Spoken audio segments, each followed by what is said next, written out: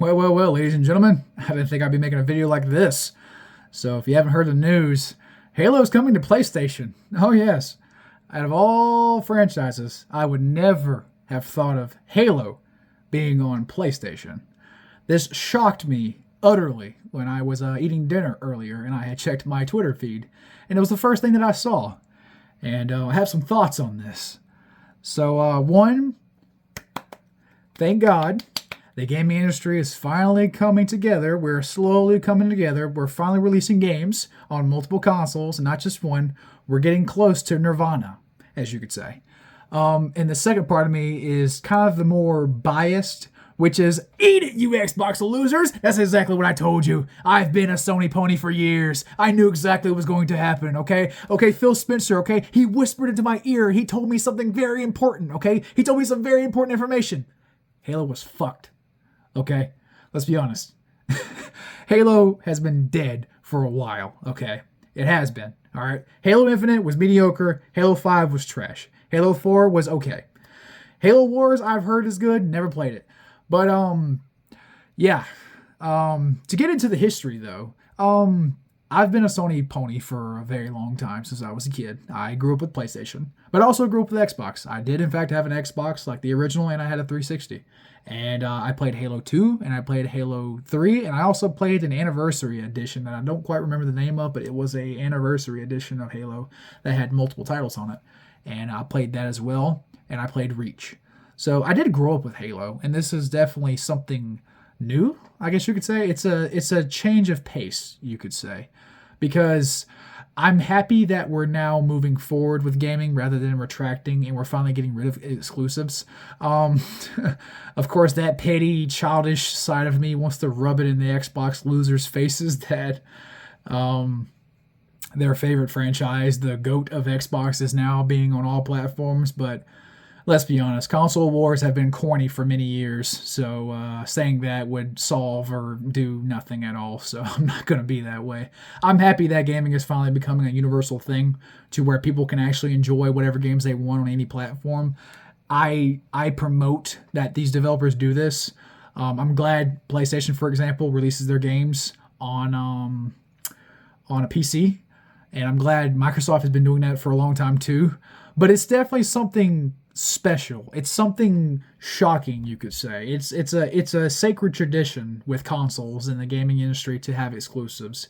And it is shocking to see such a big player like Xbox, who has made a major mark on the console and gaming industry as a whole for many years now. You know, Halo being the shooter, the console shooter that showed that consoles could handle having shooters, and it wasn't just PC.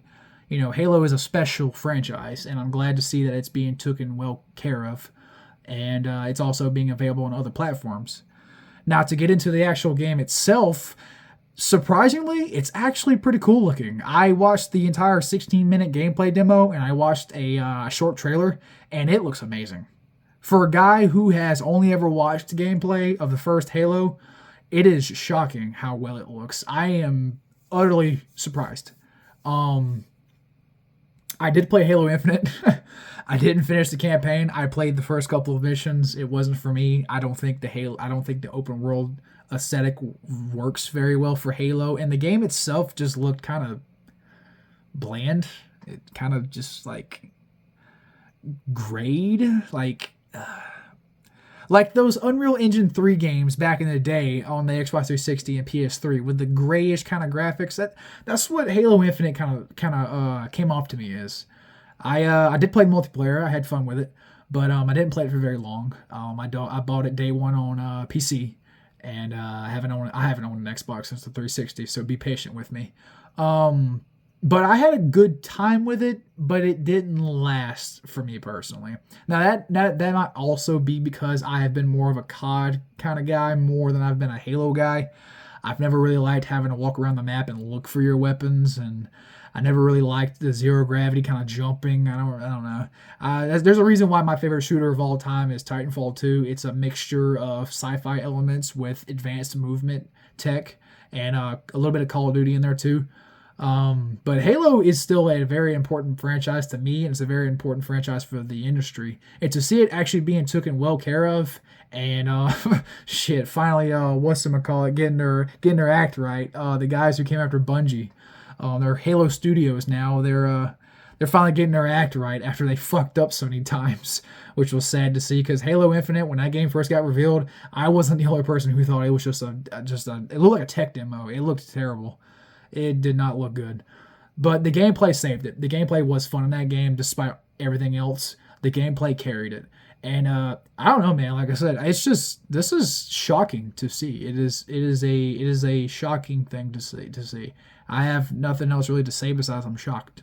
Um, I hope that in the future, PlayStation also does the same thing. At this point, I know it'd be shocking. Oh, it'd be shocking to see God of War or a franchise like Ratchet and Clank or Uncharted or something like that be available on Xbox. But I think it's time we get to a point in gaming where everything is universal, where people can enjoy games whenever they want on whatever console, whatever platform they choose. I think that will be the ultimate gaming nirvana, where people can finally just pick whatever they want to play and play it on whatever console they want. Even Nintendo, I'm getting sick and tired of these Nintendo fanboys I see on the internet. Okay, I may have a stick up my ass over Microsoft after you have seen my previous videos, but the stick that is up my ass against Nintendo is all the way coming out my mouth at this point. I am sick of Nintendo. I have never been a fan of Nintendo. So to see them still double down on their pettiness of not lowering their prices or releasing their games on other consoles, including PC, that shit is getting annoying at this point because Nintendo, you're not special. Okay, I'm sorry. I don't mean to burst your bubble. Don't mean to shit on the Nintendo fanboys as cornflakes. I know Kirby Air Riders just got revealed or whatever, but dude, Nintendo needs to get like PlayStation and Xbox at this point. They need to stop with this shit and just go ahead and just drop your games on PC, bro. There's so many people who've been asking for years for PC ports of Nintendo games and they refused to. They are so fucking petty. But I don't want to turn this into a Nintendo video. Y'all have heard my grievances against that company. I have a whole different reason why I don't like them. But it is good to see Xbox finally doing something good for once, because we all know that Microsoft and Xbox have been going downhill for years. So doing this may actually be a good idea for once. They've been talking for years that they were gonna release their games on third-party consoles, and it started with Forza and then Gears of War.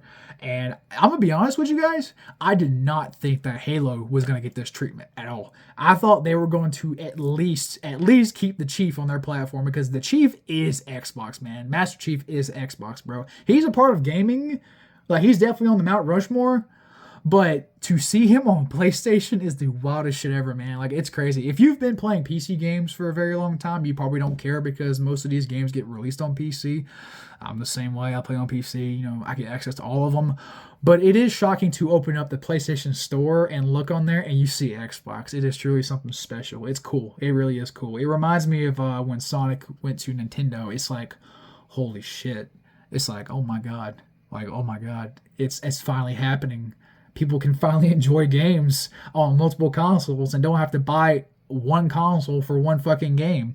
We're finally getting to a good point in the gaming industry for once.